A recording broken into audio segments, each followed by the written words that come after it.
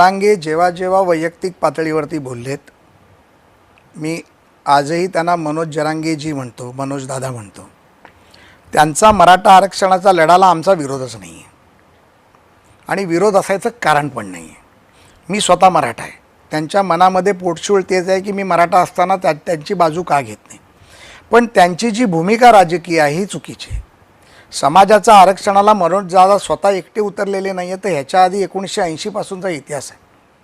स्वर्गवासी अण्णासाहेब पाटलांनी मराठा आरक्षणाच्या मुद्द्यावरती त्यांनी स्वतःला गोळी घालून घेतली, ते मृत्युमुखी पडले आणि मराठा आरक्षणाच्या लढ्याला सुरुवात झाली. आणि अनेक नेते याच्यामध्ये लढले. मनोज दादाही लढतोय, त्याबद्दल काही शंका नाही.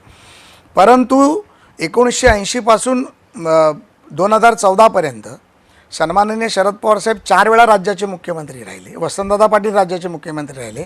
शंकरराव चव्हाण राहिले. तुम्ही कधीतरी या मराठा नेत्यांना विचारणार आहात का की तुम्ही आरक्षण का नाही दिलं? मग तुम्ही कोणाच्या बोलवते धनी आहात? एक शब्दही जर शरद पवारांबद्दल मनोज जरांगे पाटील विचारणार नसेल तर त्याला आम्ही विचारू शकतो की तुम्ही का बोला.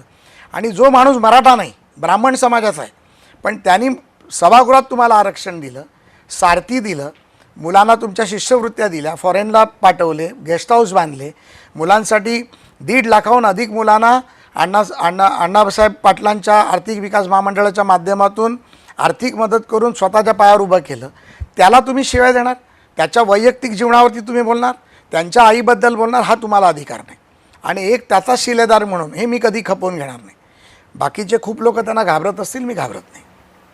जर मनोज जरांगे पाटील चुकत असतील तर 100% त्यांचा जातबंधू म्हणून मी त्यांना 100% तो प्रश्न विचारणार, त्याचं त्यांना उत्तर द्यावं लागणार.